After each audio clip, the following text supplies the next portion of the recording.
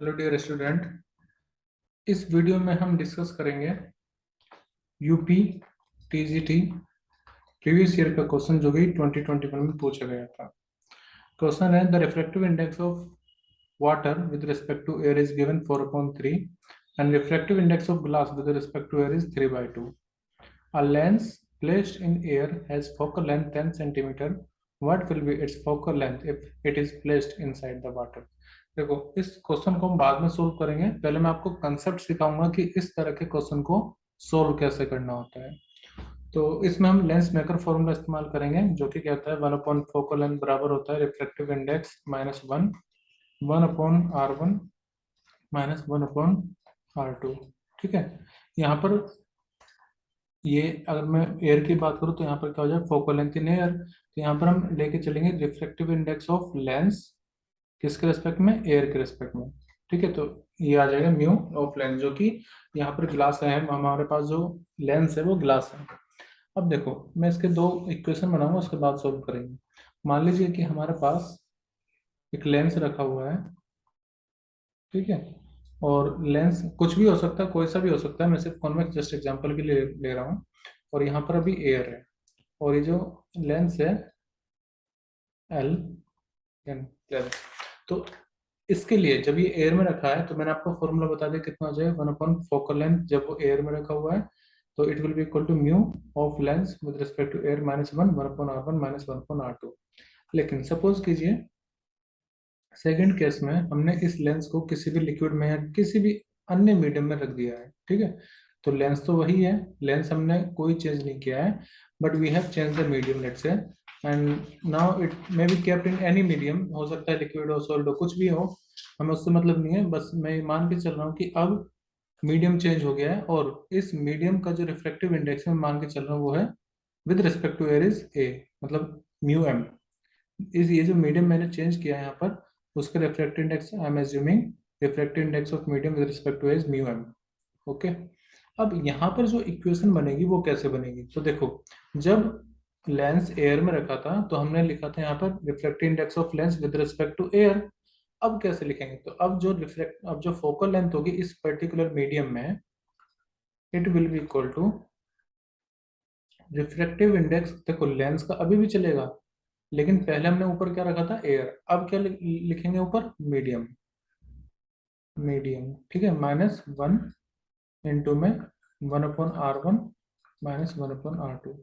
पहले मैं आपको एक बात बता देता हूँ, जैसे मान लीजिए आप mu refractive index of any medium let 2 और 1 है, तो आप इसको ऐसे लिख सकते हैं, refractive index of medium 2 with respect to air upon refractive index of medium 1 with respect to air. मतलब जो यहाँ पर नीचे है इसको मैंने ऊपर लिख दिया म्यू टू, और जो यहाँ पर ये ऊपर लिखा है वो नीचे आ गया है। इसका मतलब ये है कि लाइट रे फर्स्ट मीडियम से दूसरे मीडियम में जा रही है, तब हम इसको ऐसे लिखते हैं, refractive index of medium 2 with respect to 1 equal to refractive index of medium 2 with respect to air, और यहाँ पर refractive index of medium 1 with respect to air. ठीक है, तो मैंने जब इसको किसी लिक्विड में ड्रॉप कर दिया है, किसी लिक्विड में रख दिया है, तब के लिए हम रिफ्लेक्टिव इंडेक्स लेकर के चलेंगे, reflective index of lens with respect to medium. मैं इसको भी निकालना सिखाऊंगा। एक और चीज ध्यान रखना, जब भी आप लेंस को एक मीडियम से दूसरे मीडियम में लेकर के जा रहे हो, तो उसका जो रेडियस ऑफ कर्वेचर है, मतलब ये जो डिफरेंस है ना, 1/r1 minus 1/r2, it will not change. इसमें कोई चेंज नहीं आएगा, क्योंकि ये तो लेंस बना कैसे, उसका स्फेरिकल शेप कैसी थी शुरुआत में, उस पर डिपेंड करता है। तो ये 1/r1 माइनस 1/r2 ये रिफ्रैक्टिव इंडेक्स पर डिपेंड नहीं करेगा। ठीक है, और वैसे भी जब आप इन दोनों का रेशियो निकालोगे तो वो 1/r1 माइनस 1/r2 हट ही जाएगा। तो एक काम करते हैं, ये हमारी इक्वेशन फर्स्ट और ये है इक्वेशन सेकंड। देखो, भले ही अभी आपको टाइम लगे, लेकिन एक ऐसा फॉर्मूला मैं आपके लिए बना दूंगा ताकि आप उस फॉर्मूले में जस्ट वैल्यू रखो और आंसर आए, ताकि टाइम बचे आपका।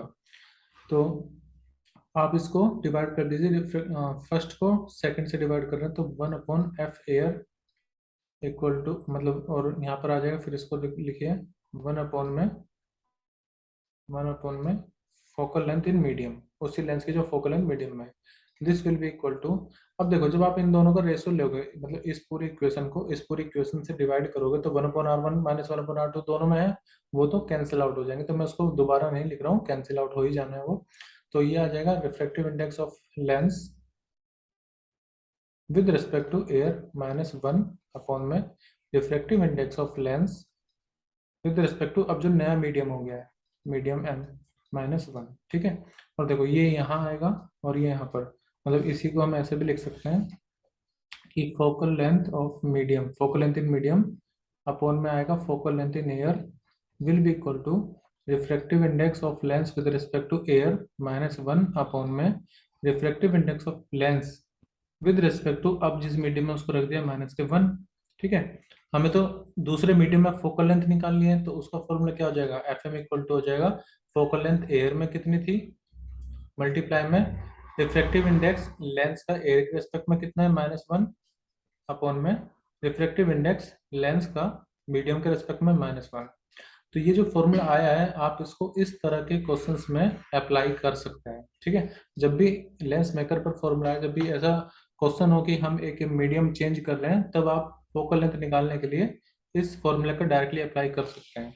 अब इस क्वेश्चन में मैं इस कंसेप्ट का अप्लाई करूंगा ताकि हमारा आंसर जल्दी से आ जाए। देखो अगर आपको जब भी आप नोट्स बनाओ तो इस फॉर्मूले को लिख लो ताकि आप इसको अप्लाई कर सको। तो कुल मिलाकर के अब से आपको एग्जाम में ये सब करके नहीं दिखाना, सिर्फ इस फॉर्मूले को अप्लाई करो, आंसर आएगा। देखते हैं कैसे। तो देखो focal length in medium will be equal to, focal length air में कितनी है हमारी 10 सेंटीमीटर। फिर refractive index of lens with respect to air, देखो एयर यहाँ पर जो एल है वो है क्या, वो ग्लास है ना, और ग्लास का रिफ्रैक्टिव इंडेक्स हमें दे ही रखा है, एयर के रेस्पेक्ट में कितना है 3/2 -1। ध्यान रहे म्यू एल लिखा है ना, एल मतलब लेंस, लेंस किससे बना है ग्लास से, तो ग्लास का एयर के रेस्पेक्ट में हमें पता 3/2 है। डिवाइड कर दीजिए इसको। अब देखो यहाँ पर थोड़ा सा ध्यान देना, मैं इसको ऐसे लिखूंगा refractive index of lens with respect to air upon में refractive index of medium with respect to air -1। मैं इसको दोबारा बता देता हूँ, ये कंसेप्ट मैंने कैसे अप्लाई किया मैंने आपको यहाँ पर बता दिया था। जैसे कि अगर मान लीजिए 1μ2 है तो आप उसको लिख सकते हैं refractive index of medium 2 with respect to air upon refractive index of medium 1 with respect to air. तो यहाँ पर हमारे पास था μLm, मतलब refractive index of lens with respect to medium. तो हम इसको ऐसे लिख सकते हैं, मैं यहाँ पर बता देता हूँ। इसको हम ऐसे लिखेंगे refractive index of lens with respect to air upon में refractive index of medium with respect to air. यानी कि अब इस क्वेश्चन के अकॉर्डिंग देखो मैं यहाँ पर लिख देता हूँ फिर से सब कुछ। ये आ गया 3/2 -1 अपॉन में refractive index of lens with respect to air कितना है 3/2, तो यहाँ पर आएगा ये 3/2 -1 साइड में है। और नीचे क्या आएगा refractive index of medium with respect to air, तो मीडियम क्या है हमारा वाटर है और उसका एयर के रिस्पेक्ट में दिया हुआ है 4/3, तो डिवाइड में आ जाएगा यहाँ पर 4/3। ठीक है, बस इसको आपको सोल्व करना है। मैं इसको दोबारा यहाँ पर बड़ा लिख देता हूँ।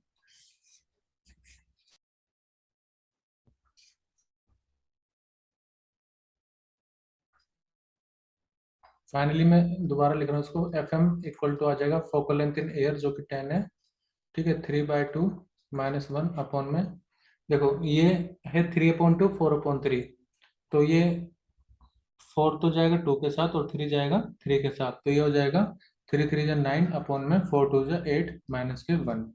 ठीक है, इसको आप ऐसे भी लिख सकते हो 10, 3/2 -1 कितना बचेगा 1/2, और यहाँ से 9/8 -1 कितना बचेगा 8, 9 में से 8 जाएगा, एक बचेगा तो 1/8। ओके, अब ये 2 यहाँ पर जाएगा और ये यहाँ पर, यानी कि focal length in medium equal to हो जाएगा 10 8/2, यानी कि इसको 4 कर दीजिए तो ये कितना आ जाएगा 40 सेंटीमीटर। ठीक है, तो हमारा करेक्ट आंसर क्या हो जाएगा ऑप्शन डी। ध्यान रहे ये सब करके आपको दिखाने की जरूरत नहीं, जो मैंने आपको डिवाइड करके दिखाया फिर ये रिलेशन ड्राइव करा, ये सिर्फ आपको समझाने के लिए किया गया है। डायरेक्टली आप इस फॉर्मूले का इस्तेमाल करें और आपका आंसर श्योरली 100% सही आएगा। एक और चीज मैं आपको एक और कंसेप्ट इसी क्वेश्चन में बता देता हूँ।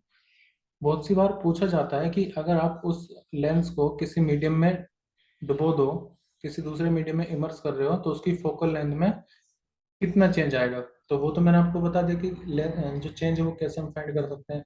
लेकिन ये भी पूछा जाता है कि अगर हम कॉन्वेक्स को डुबो रहे हैं, अगर हम कॉन्वेक्स को किसी रिफ्लेक्टिव इंडेक्स में, मतलब किसी मीडियम में उसको इमर्स किया जा रहा है, तो क्या वो कन्वर्जिंग होगा या वो डाइवर्जिंग रहेगा, मतलब क्या वो कॉन्वेक्स का कॉन्वेक्स ही रहेगा या फिर वो कॉन्वेक्स से कॉनकेव बन जाएगा। ठीक है, ऐसी इसमें भी पॉसिबल है कि कॉनकेव से कॉन्वेक्स कब हो जाता है? मतलब नेचर ही चेंज हो जाएगा मीडियम का, लेंस का। अगर आप एक लेंस को एयर से किसी दूसरे मीडियम में इमर्स कर रहे हो, तो ऐसी कौन सी कंडीशन है कि कॉन्वेक्स कॉनकेव की तरह बिहेव करें और कॉनकेव कन्वेक्स की तरह बिहेव करें? तो ये हम यहाँ से बता सकते हैं। देखो, ये कंसेप्ट है, यहाँ से इस्तेमाल करेंगे। अगर मान लीजिए आप जिस मीडियम में लेंस को डुबो रहे हो, अगर उस मीडियम का रिफ्रैक्टिव इंडेक्स पहले वाले से ज्यादा है, ठीक है, जो जब वो पहले था लेंस से ज्यादा है, तो जो नेचर होगा इट विल चेंज। मतलब तब कॉनकेव कॉन्वेक्स की तरह बिहेव करेगा और कॉन्वेक्स कॉनकेव की तरह बिहेव करेगा। मैं दोबारा बता देता हूँ। अगर मान लीजिए ये वैल्यू आपकी, इसमें तो हम कोई चेंज नहीं कर सकते। अगर म्यू एल एम, ठीक है, ये वैल्यू आपकी 1 से कम आ रही है, तो ये वैल्यू नेगेटिव हो जाएगी। तो उस केस में जो भी फोकल लेंथ शुरुआत में रहा होगा साइन, वो साइन चेंज आ जाएगा। यानी कि इस कंसेप्ट को ध्यान रखें कि अगर refractive index of lens with respect to medium less than 1 है, या फिर इसको आप ऐसे भी लिख सकते हो, refractive index air air less than 1, या इसको आप ऐसे भी लिख सकते हो। इस लाइन को समझो कि अगर आपके मीडियम का रिफ्रैक्टिव इंडेक्स लेंस के रिफ्रैक्टिव इंडेक्स है, और जब मैं बोल रहा हूँ तो विद रिस्पेक्ट टू एयर बोल रहा हूँ, आई एम रिपीटिंग, जब किसी लेंस को किसी मीडियम में डुबाया जा रहा है और उस मीडियम का रिफ्रैक्टिव इंडेक्स लेंस के रिफ्रैक्टिव इंडेक्स से ज्यादा है, तो तब के केस में कॉनकेव कॉन्वेक्स की तरह बिहेव करेगा और कॉन्वेक्स कॉनकेव की तरह बिहेव करेगा। मतलब नेचर चेंज हो जाएगा लेंस का, nature of lens changes. Repeat करता हूँ इस स्टेटमेंट को क्योंकि बहुत इंपॉर्टेंट है। हो सकता है बहुत से क्वेश्चन में डायरेक्टली ऑप्शन में आप चूज कर सको कि कैसा हो जाएगा, मतलब डाइवर्जिंग कन्वर्जिंग हो जाएगा, कन्वर्जिंग डाइवर्जिंग हो जाएगा। तो इस पॉइंट को ध्यान रखो, जिस मीडियम में आप डुबो रहे हो लेंस को, अगर उसका रिफ्रैक्टिव इंडेक्स, उस मीडियम का रिफ्रैक्टिव इंडेक्स लेंस के रिफ्रैक्टिव इंडेक्स से ज्यादा है, तो नेचर चेंज हो जाएगा, 100% श्योर है। अगर कम है तो फिर लेंस जैसा था वैसा ही रहेगा, मतलब कॉनकेव कॉनकेव ही रहेगा, कॉन्वेक्स कॉन्वेक्स ही रहेगा। हाँ, फोकल लेंथ में चेंज हो सकता है। तो आई होप कि आपको ये लास्ट कंसेप्ट ध्यान, मतलब क्लियर हुआ होगा। अगर इस क्वेश्चन में फिर भी कोई डाउट है तो आप मुझे कमेंट करके बता सकते हैं, मैं उसको सोल्व करूंगा। और अगर आपका भी कोई डाउट है तो आप मुझे उसको भेज दीजिए, मैं उस पर वीडियो अपलोड करूंगा। Thank you everyone and bye.